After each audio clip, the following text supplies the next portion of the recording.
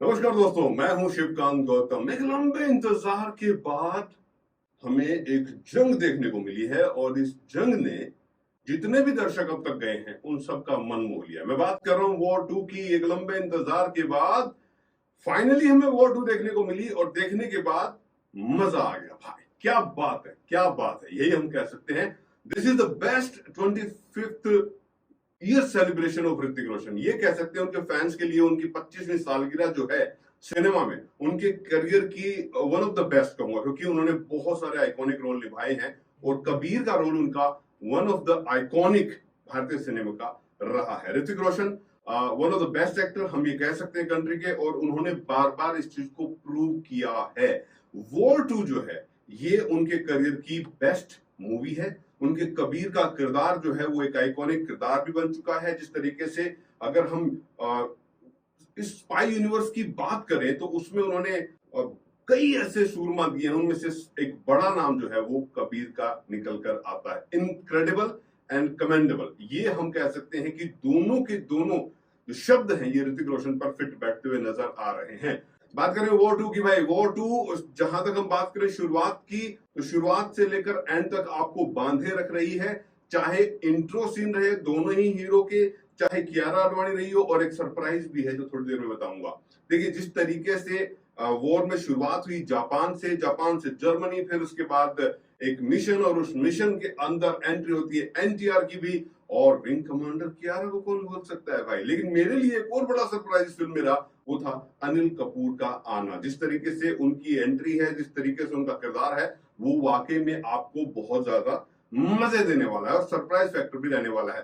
पहला हाफ अगर हम फिल्म की बात करें तो शुरू में लगता है कि कहां जा रहे हैं, कैसे हो रहा है, क्योंकि बांधे रखे हुए, कसकर बांधे रखे हुए फिल्म को। लेकिन जैसे इंटरवल होता है, कुछ लोग तो पॉपकॉर्न के लिए उठ के चले गए होंगे, लेकिन इंटरवल जो है वहां पर सब कुछ इतने बड़े झटके के साथ एक सरप्राइज मिलता है कि ये क्या है। और उसके बाद सेकंड हाफ तो आपको एक सेकंड के लिए, मतलब ब्रीथलेस बोलूंगा, मैं ब्रेथलेस बोलूंगा, सांसें धड़कने रोकने वाला है। हालांकि मूवी को स्टार देने की जहां तक बात है तो मुझे नहीं लगता कि स्टार देने की जरूरत है, जाकर देखने की जरूरत है। 5/5 यार, बहुत ही शानदार तरीके से जो है वो हमें देखने को मिली। इट्स अ ब्लॉकबस्टर, पैसा वसूल फिल्म ये नजर आ रही है। जहां तक हम बात करें वो टू, आई थिंक YRF जो स्पाई यूनिवर्स है उसकी अब तक की सबसे बेहतरीन फिल्म है। चाहे वो स्टोरी लाइन की बात करें, चाहे पावरफुल और इनक्रेडिबल ऋतिक रोशन और एनटीआर की रोमांस की बात कर लो, चाहे राइवलरी की बात कर लो, दोनों ही माइंड ब्लोइंग है। मस्ट वॉच इसको। इन दोनों की जो ये केमिस्ट्री ये बना रही है, कियारा की और ऋतिक की जो केमिस्ट्री वो एक अलग लेवल पर लेकर जा रही है। बिग स्क्रीन पर, बड़े पर्दे पर इसको देखना अपने आप में एक अलग अनुभव रहने वाला है, क्योंकि एक्शन बहुत ब्रिलियंट है, बड़े स्केल पर है, माइंड ब्लोइंग ट्विस्ट और प्लॉट जो है ना वो आपको देखने को मिल रहा है। कहानी बहुत जबरदस्त है। हालांकि हम जब स्पाई यूनिवर्स की फिल्मों में जाते हैं तो उसमें लगभग ये होता है कि एक्शन पे सारी चीजें डिपेंड करती है, लेकिन यहाँ पर कहानी बहुत जबरदस्त है। ऋतिक का जापान में जो इंट्रोडक्शन है, या फिर यूं कहें कि इंट्रो आया है वो, और एनटीआर का जिस तरीके से, वो कोई स्पॉइलर नहीं देना चाहूंगा, लेकिन एनटीआर का जो एंट्री है वो बहुत धमाकेदार है। और उनका आना फिल्म में एक अलग लेवल पर चीजों को लेकर जा रहा है। जहां तक हम दोनों ऋतिक की और एनटीआर की बात करें तो दोनों का मैं पहले बोला जैसे कि रोमांस और राइवलरी इंपैक्टफुल है, और दोनों बहुत जबरदस्त लग रहे हैं स्क्रीन पर। अनमैच एक कॉम्बिनेशन जो है ना वो हो रहा है। एनटीआर वाकई में बहुत बड़े सुपरस्टार हैं साउथ के, लेकिन पिछले कुछ सालों से जिस तरह की साउथ इंडस्ट्री पैन इंडिया में आ रही है उनका एक अलग रुतबा बनता आ रहा है। एनटीआर ने यहाँ पर जरूर शो किया है कि क्यों वो one of the best actor हैं इंडियन सिनेमा में। और जिस तरीके से उनका शर्टलेस वाला एक जगह पे जब देखते हैं उनको तो फिर अलग ही चीजें आपको नजर आएगी। एक्शन की जहां तक मैं बात करूं तो ट्रूली ट्रूली इंसेन है भाई, इंसेन है।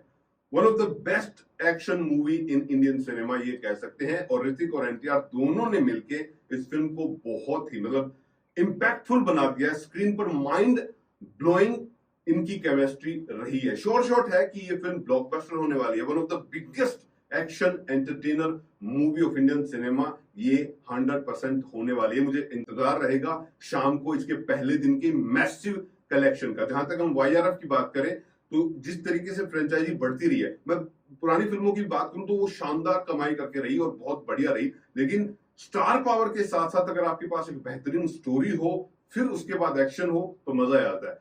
जहां तक हम ऋतिक की बात करें तो वॉर उनका अलग से जो फ्रेंचाइजी जो आईआरएफ की है, उसमें वॉर जो सीक्वेंस चल रहा है, मुझे लग रहा है थर्ड पार्ट जो है अब लोगों को उसका इंतजार लगने वाला है। कबीर एक ऐसा कैरेक्टर बन गया है, जब आप थिएटर से बाहर निकलते तो आप कहीं ना कहीं उसको अपने अंदर पा रहे हो।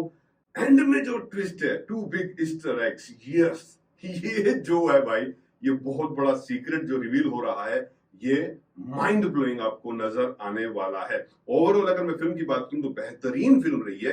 अननेसेसरी के गाने इसमें बहुत ज्यादा आपको देखने को नहीं मिल रहे। 2 गाने हैं जो आपको मजेदार लगेंगे, अच्छे लगेंगे। कियारा बहुत खूबसूरत लग रही है। अगेन सरप्राइज फैक्ट जो मेरे लिए था एक और जिसमें ऐड हुआ है, वो है अनिल कपूर। उनका लुक, चाहे वो उनके लुक की बात करें, चाहे एक्टर, तो वो बेमिसाल है ही। उनका आना भी अपने आप में एक फिल्म में एक्स्ट्रा एड ऑन मसाला जो है ना, वो डालता हुआ नजर आ रहा है। ओवरऑल फिल्म बहुत जानदार, बहुत शानदार है। बड़े पर्दे पर इस तरीके का एक्शन जो है वो बहुत लंबे टाइम के बाद आपको देखने को मिलेगा और इंडियन सिनेमा में शायद ना ही देखने को मिला अब तक। आप जब जाकर देखेंगे तो आपको मजा आने वाला है। 4.5 आउट ऑफ 5 हमारी तरफ से है। मस्ट मस्ट मस्ट वॉच ये फिल्म बन जाती है। एंड ऋतिक रोशन को थोड़े से लंबे अंतराल के बाद देखना अपने आप में जबरदस्त लगता है। वो स्क्रीन पर, चाहे छोटी पर हो, बड़ी पर हो, चाहे मोबाइल की स्क्रीन पर, कहीं पर भी आते हैं, उनका अलग ही एक हो रहा है भाई। तो फिल्म बहुत शानदार है और ब्लॉकबस्टर लिखा हुआ है ऑल ओवर इट, वॉर 2 पर। Must watch.